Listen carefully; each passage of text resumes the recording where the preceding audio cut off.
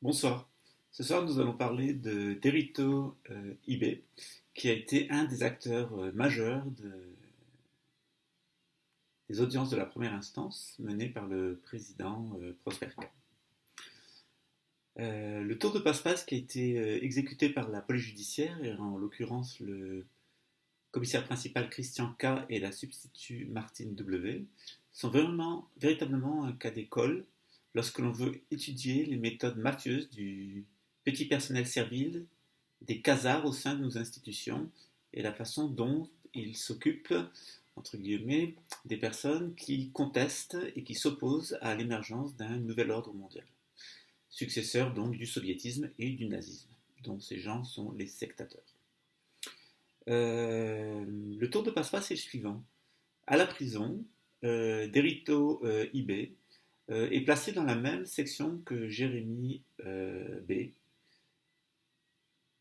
sans doute à dessein, et Derrito parle avec les différents prévenus qui sont autour de lui, notamment Jérémy.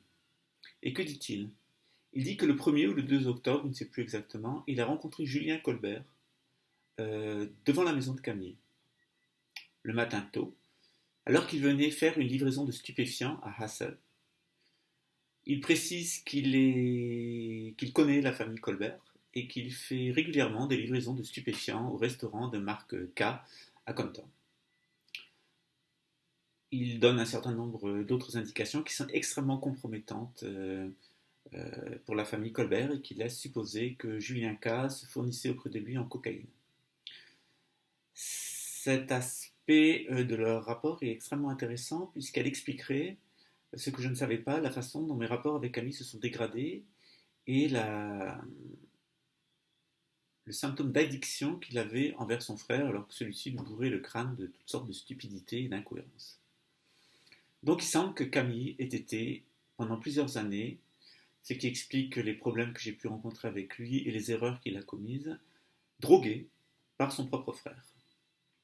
L'analyse toxicologique qui a été réalisée par la police judiciaire luxembourgeoise et la police scientifique allemande montre bien que Camille Colbert avait consommé de très grandes quantités de cocaïne, comme l'analyse toxicologique de son sang et l'analyse toxicologique de ses cheveux le prouvaient, et sur une très longue période. Lorsque Derrito Ibe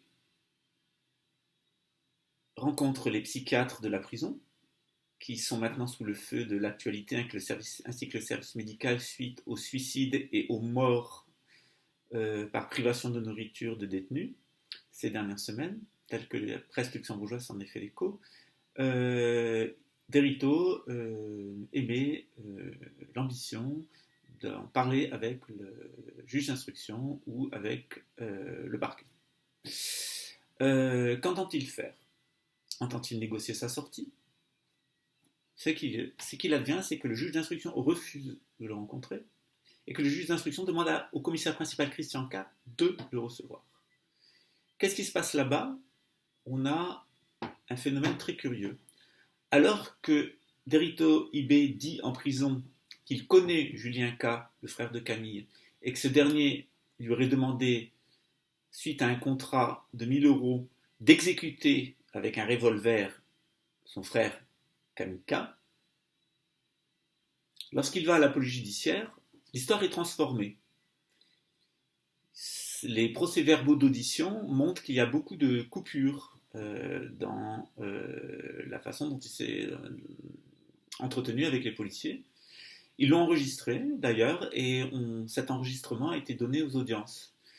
On voit que le détenu, puisqu'à l'époque Derrito Ibe est incarcéré pour viol sur mineur, port d'armes, menace d'attentat, trafic de stupéfiants, enfin, une liste sans fin de délits, entrée sans autorisation ni documents légaux sur le territoire luxembourgeois. Enfin, c'est vraiment la caricature de l'épave susceptible d'être instrumentalisée par des policiers malhonnêtes.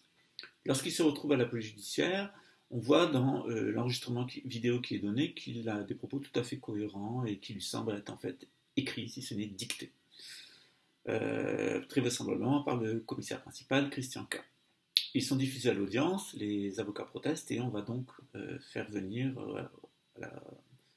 aux audiences de la 13e chambre criminelle, donc en première instance de juridiction, le fameux Derito Ibé qui, comme je l'ai indiqué dans le post précédent, va se tourner constamment vers le commissaire principal Christian K pour l'interroger sur ce qu'il doit dire, interpeller la substitut Martine W du parquet de Luxembourg en lui demandant s'il ne fera pas sa peine, parce qu'il a conclu un contrat avec elle, contrat auquel a assisté Pierre Barknaf, l'avocat de Charles-Édouard C, qui a vu la substitut, le commissaire principal Christian K et Derito Ibé s'entretenir juste avant qu'il témoigne à la barre de la 13e chambre criminelle.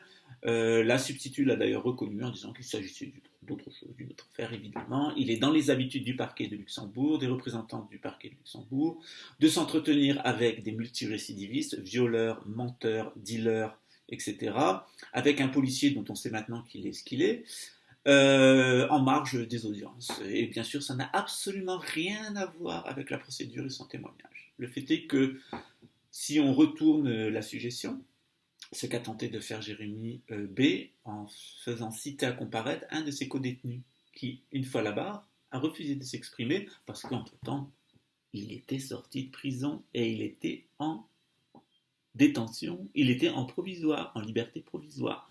Il refuse de témoigner de ce que dit Derito Ibé. Intéressant, non? Donc, si on retourne la suggestion, qu'apprend-on? Ce n'est pas Jérémy B qui a demandé à...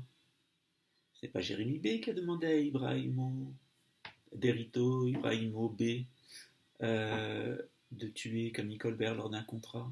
Ça serait plus vraisemblablement son frère, le frère de Camille, Julien K. On apprend qu'il livre de la drogue. On apprend qu'il fréquente le premier ou le 2, dit-il.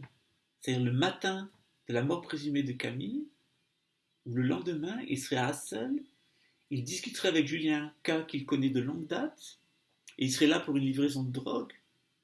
L'analyse toxicologique montre que Camille a été intoxiquée avec de la cocaïne, ce qui expliquerait la dégradation de nos rapports et les immenses erreurs de gestion qu'a fait Camille, y compris des escroqueries. Et à ce moment-là, personne ne réagit. La substitut fait un accord avec lui. Le commissaire principal, Christian K, change son témoignage. On met en liberté provisoire des gens qui sont susceptibles de témoigner de ce que dit Derito Ibé. La police luxembourgeoise, en la personne de Christian K, prend vraiment la justice et les magistrats luxembourgeois pour des imbéciles.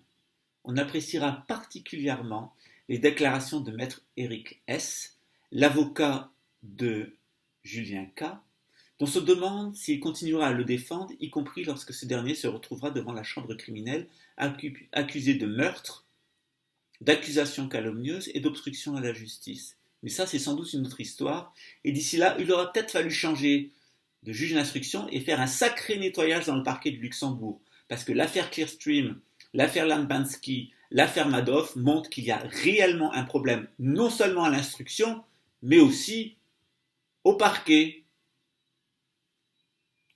Qui à Luxembourg l'ignore encore? Vous peut-être. Camille et moi, jamais.